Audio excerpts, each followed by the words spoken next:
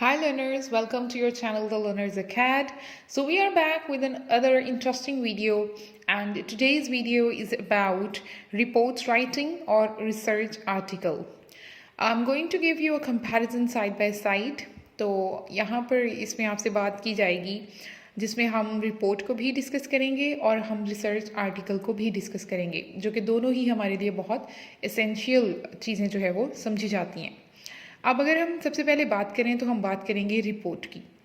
So actually report क्या होती है? रिपोर्ट जैसे कि हम डेली लाइफ में भी रिपोर्टिंग कर रहे होते हैं और जिस पे हम अक्सर मतलब अनकॉन्शियसली इस पे बात कर रहे होते हैं और ये अमल जो है वो जारी रहता है, लेकिन ये हमें शऊरी तौर पर जो है वो इस चीज़ पे हम नहीं होते। तो रिपोर्ट का मतलब है कि किसी भी गुजरी हुई चीज़ को, किसी गुज़श्ता चीज़ को, पास्ट में हुई किसी चीज़ को लिखना किसी तहरीरी सूरत में या फिर ज़ुबानी जो है वो किसी दूसरे तक पहुंचाना रिपोर्ट कहलाता है। तो this is just like a transferring of data from one place to another. तो रिपोर्ट में लेकिन हम क्या कर सकते हैं कि रिपोर्ट में हम बात करते हैं उन चीज़ों की जो कि एक्चुअली में हुई थी और जो उनके होने की नेचर थी, जिस तरह से वो चीज़ें हुई हैं, उन चीज़ों को हम जो है वो किस तरह से अपने एक पॉइंट ऑफ व्यू से जो है वो एक एंडिंग जो है वो दे सकते हैं। अब इसमें पर्टिकुलरली बात यह है कि हम यहाँ पर अपना कोई subjective point of view add नहीं कर सकते। हमारा पॉइंट ऑफ व्यू उसी बात पर जो है वो मुनहसिर करता है जो चीज़ वहाँ पर हो चुकी है। So first of all we should keep this thing in our mind that report is something in which we are bound to say whatever has happened and there should be no subjective approach और no subjective opinion. जबकि अगर हम बात करें research article की, तो research article में हमारे पास एक ये जो लफ्ज़ है रिसर्च का, ये हमें बताता है कि हम रिसर्च करते वक्त अपने जो जहन के हमारे पास ख्यालात हैं, ये किसी पर्टिकुलर चीज़ या नावल या ड्रामा जो इसमें किसी फील्ड से आपका ताल्लुक़ है, उसके बारे में, कोई साइंस से आपका ताल्लुक़ है या आर्ट से अगर आप ताल्लुक़ रखते हैं, तो हम उसमें किस तरह से अपने पॉइंट ऑफ व्यू के लिहाज से अपनी उस चीज़ पर रिसर्च कर सकते हैं। हमने जो डाटा इकट्ठा किया है, जो हम लोगों ने पढ़ा है, जो हम लोगों ने सर्च किया है, तो उनके बाद हमारा एक अपना पॉइंट ऑफ व्यू इन चीज़ों के बारे में बनता है। तो रिसर्च बेसिकली जब हम करते हैं तो research is a word that is after search. तो सर्च करने के बाद जो रिसर्च है वो हमारे अपने नॉलेज के पॉइंट ऑफ व्यू पर जो है वो बेस करता है कि after gathering all that data, so what conclusions we have reached through our subjective approach. So that is the basic difference between report and research writing. So going towards the structure of this report or research article, so first of all we are going towards title. Now the title page contains the first thing, that is title. हमारे पास सबसे पहली चीज़ जो इसमें आती है वो title होता है। अच्छा, अब टाइटल को सिलेक्ट करने के भी कुछ तरीके होते हैं और ये कुछ टिप्स हैं जो कि लर्नर्स अकैड आपको, अपने व्यूअर्स को, अपने सुनने वालों को, देखने वालों को ऑफ़र करता है। और यहाँ पर इसकी टिप ये होगी कि जैसे कि जब हम कोई टाइटल लेते हैं तो टाइटल बेसिकली हमारा एक फ्रेज़ होना चाहिए, phrase.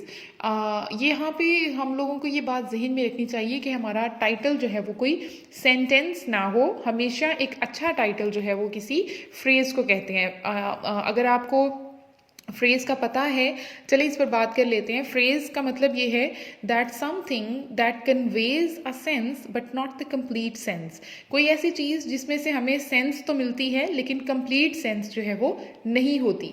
So that is a phrase. और sentence, that sentence is something that gives a complete sense.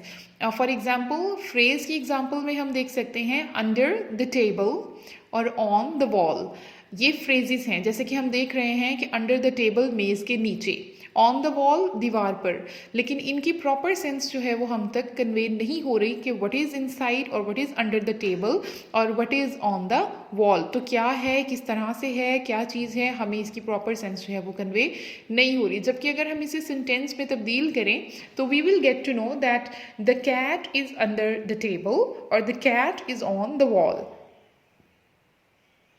तो यहाँ पर इन दो चीज़ों से हमें पता लग गया that what is a phrase and what is a sentence.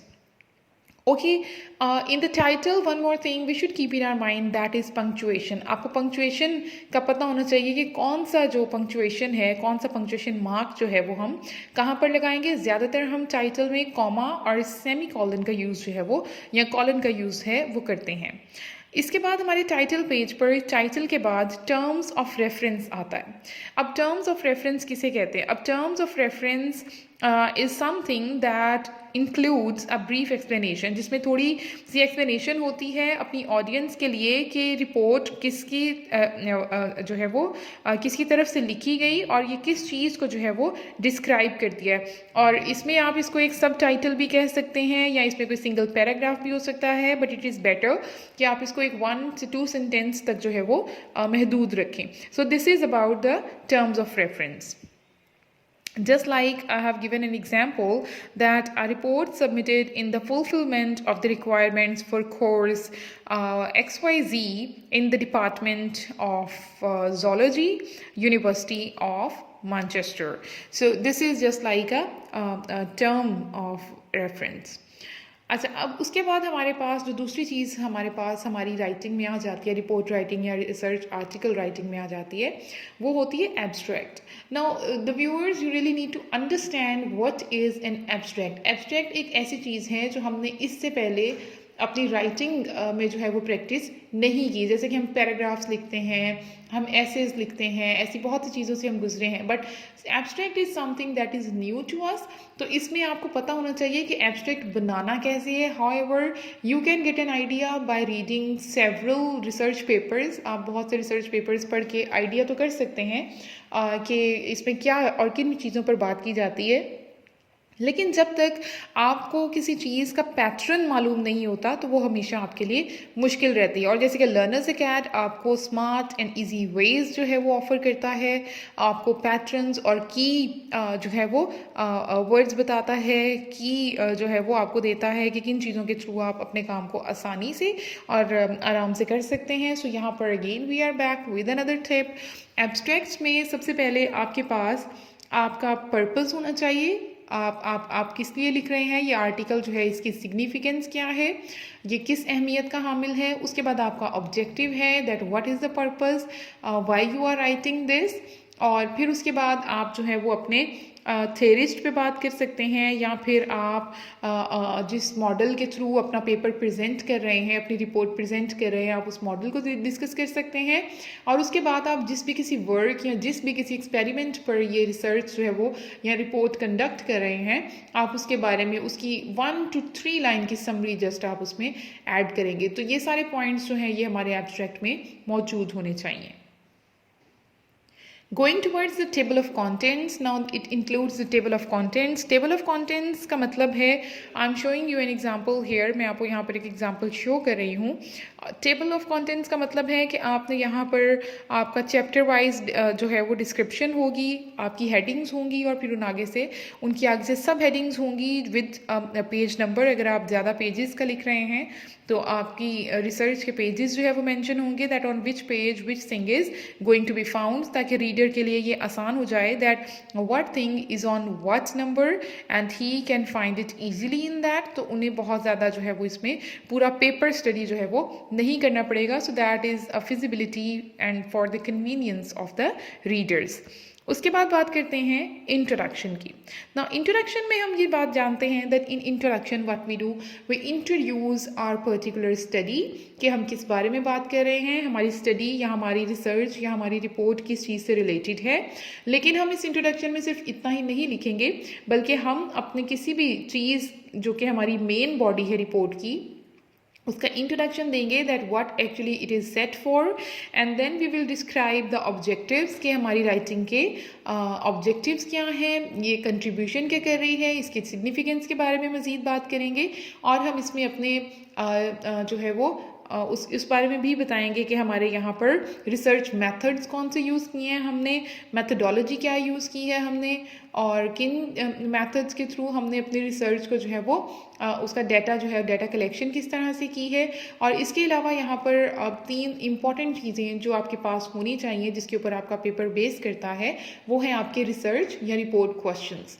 तो ये आर्क्यूज़ के नाम से भी आप इसको जो है वो आइडेंटिफाई कर सकते हैं। और इन आर्क्यूज़ में क्या होता है, ये दीज 3 आर्क्यूज़ actually basically stand for what, how and why. These 3 questions should be answered in your research कि आप ये रिसर्च क्यों कर रहे हैं, इस पेपर को आप कैसे, हाउ आप कैसे मैनेज करेंगे, और इसके बाद वाई कि ये क्यों है। तो आपका कोई भी टॉपिक है, आपकी कोई भी स्टडी है, उसको इन 3 बातों को जस्टिफाई करना चाहिए आपके रिजल्ट्स और आपके डिस्कशन पे और आपके कंक्लूजन पर, that what, how and why. उसके बाद हम बात करेंगे रिजल्ट्स की, जो कि रिजल्ट्स का एक चैप्टर जो है वो, अगर कोई साइंस स्टूडेंट्स हैं और किसी एक्सपेरिमेंट पे कोई स्टडी कर रहे हैं तो आप लोग उस पर रिपोर्टिंग करते हुए या रिसर्च करते हुए उसको इंक्लूड कर सकते हैं कि यहाँ पर आपके कुछ एक्सपेरिमेंट्स जो आपने किए, कुछ लैब एक्सपेरिमेंट्स हैं, कुछ केमिकल एक्सपेरिमेंट्स हैं, whatsoever you have, or if you are having a science student or a science field, so you can mention that that section or that heading that you have searched about these things, और उसके बाद आपको ये results जो है वो उसके मिले हैं। After that, discussion comes. Now the next chapter is of discussion. In this particular section, now you are going to discuss your 3 questions that you determined for your study, and आप उसमें बताएंगे कि आपने आपके जो डिस्कशन के questions हैं 1 by 1 आप उन सबको आंसर करेंगे by citing different people, by citing different works. You can cite other people's sayings or famous quotations, and citations are very necessary to support your article, to support your report, so you should must include citations. और इसमें आप उनकी citations के through, scholars के through, experts के through, you will ultimately get to know that how you have supported your argument.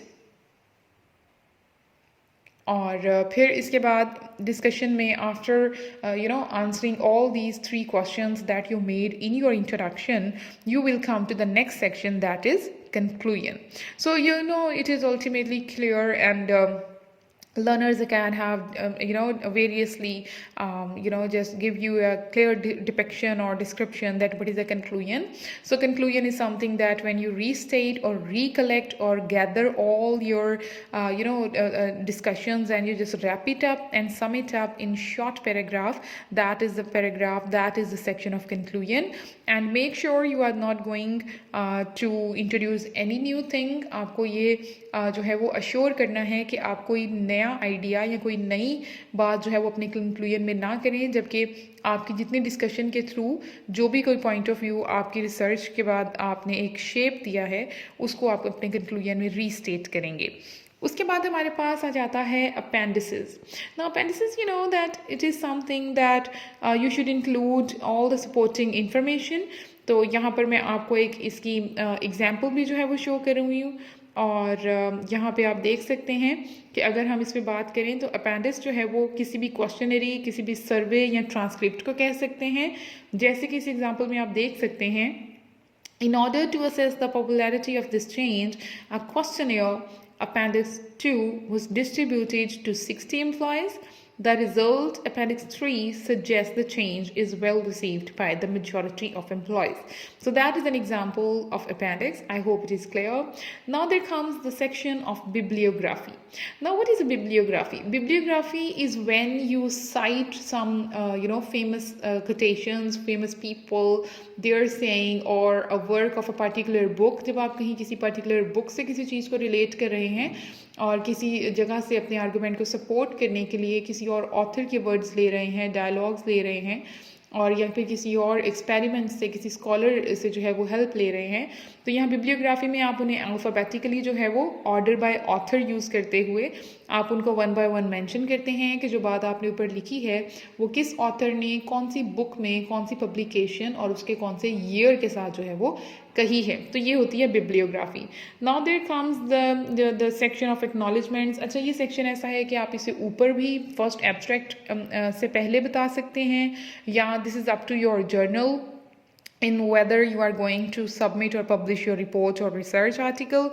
So acknowledgement means basically when you actually wish to acknowledge the assistance of some particular people, organization or a friend or your supervisor who has assisted you, जिसने आपकी मदद की है ये काम को shape देने में, इसे कंप्लीट करने में, इसे प्रूफ रीड करने में, तो आप इस सेक्शन में उनका शुक्रिया अदा या उनको एक्नॉलेज जो है उनकी एफर्ट्स को कर सकते हैं. So this was all about the report writing and research article. I hope कि आपको ये क्लियर हो गया है और इसमें कोई क्वेश्चन जैसे नहीं है. If you find any question, अगर अभी भी आपके पास कोई क्वेश्चन है या कोई चीज़ अनक्लियर है, you can comment that in the comment box and you will be replied soon. So I hope you like the video, it will be helpful, and we will be back with the next video. Till then, take care of yourselves. Thank you. Bye bye.